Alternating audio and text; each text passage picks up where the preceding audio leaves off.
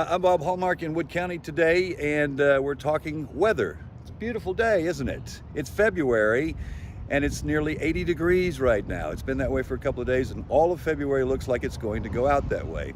And we have a forecast for March that says it's going to be a very mild March. Now, the reason I say that is because it's important to those who are farmers, planters. They always look for an advantage, that first opportunity to plant.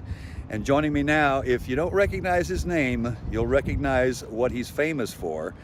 Joining me now is Melvin Rutherford, all right? And you are famous here locally because of one particular item, the Rutherford watermelon. Is that right? That's right. Okay. And you've been doing that for a lot of years. Yeah, for about 40 years. 40 years, okay. You're done practicing now. You know what you're doing. Now, Mr. Rutherford, you being a longtime farmer, I've been told that you are very, very good at this. Do farmers look for opportunities like this when the weather breaks that maybe they can get started early? Yeah, I have in days past. Mm-hmm. But right now, with the few innovations that I've done or that I use now, Mm-hmm.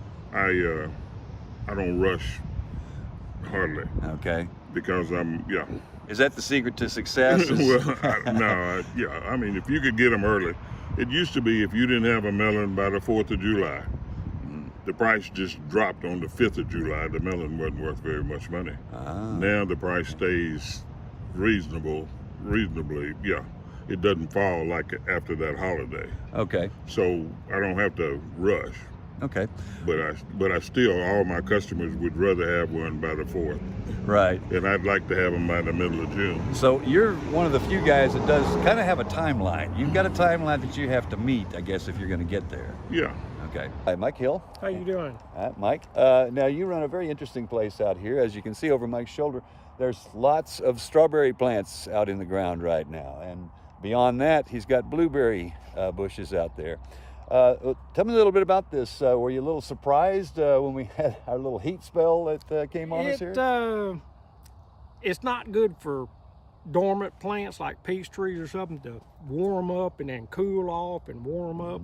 Even the strawberries, they gotta grow a little bit and then they kind of just stop growing when that cold weather and the warm weather comes. They get back to growing a little bit more, but it's Texas weather. A lot of people look at this, particularly economists, and say, you know, this warm spell could be a blessing to us right now because of the food supply. Everybody's been talking about, we had a drought last year, you know, kind of hurt us, you know, with crops. Could you see people maybe recovering this year because of this? Yeah, it really could help out a lot of people. But still, you can't fool Mother Nature all the time.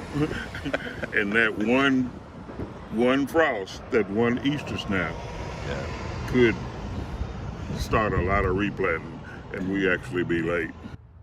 Mr. Rutherford, thank you very much. All right. Appreciate that. Okay. All right. And we'll have more on this story tonight on KLTV 7 News for KLTV WebXtra. I'm Bob Hallmark.